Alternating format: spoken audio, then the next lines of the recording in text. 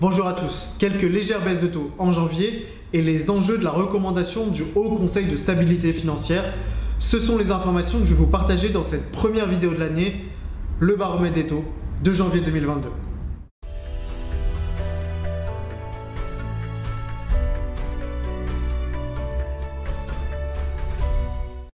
Au début de ce mois de janvier, comme c'est souvent le cas en début d'année, peu de banques se sont positionnées sur l'envoi de nouvelles grilles de taux de crédit, la plupart attendant fin janvier, voire début février, pour les faire évoluer en fonction de leur politique commerciale définie pour l'année.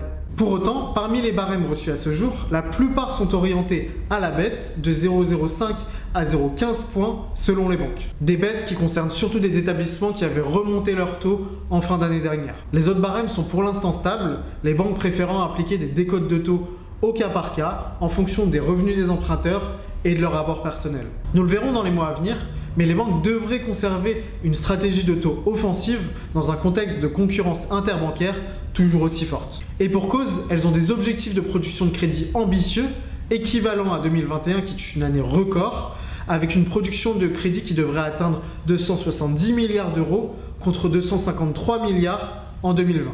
Ainsi, sur 15 ans, un excellent taux sera de l'ordre de 0,55% avec une moyenne à 1%. Sur 20 ans, un excellent taux sera de l'ordre de 0,75% avec une moyenne à 1,15%. Et enfin, sur 25 ans, un excellent taux sera de l'ordre de 0,95% avec une moyenne à 1,40%.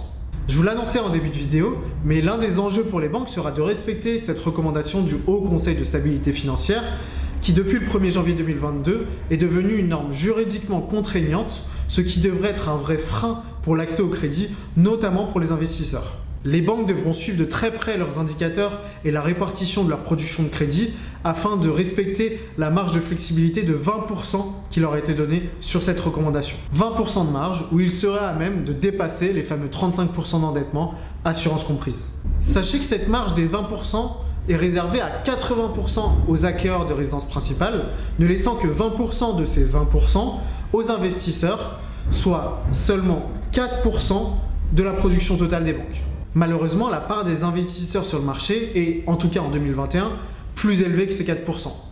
Nous verrons ce qu'il en est en 2022, mais j'imagine qu'il ne sera pas moins élevé.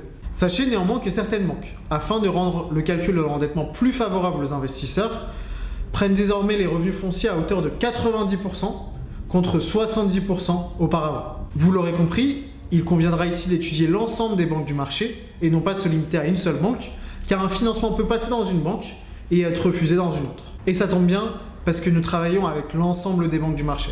Voilà pour ce point sur les crédits immobiliers en ce début d'année. Comme d'habitude, si vous avez une question sur un financement ou que vous avez un projet immobilier, n'hésitez pas à m'envoyer un message en privé ou à m'appeler directement et je me ferai un plaisir de répondre à toutes vos questions. Et pour ma part, je vous dis à très vite sur cette page.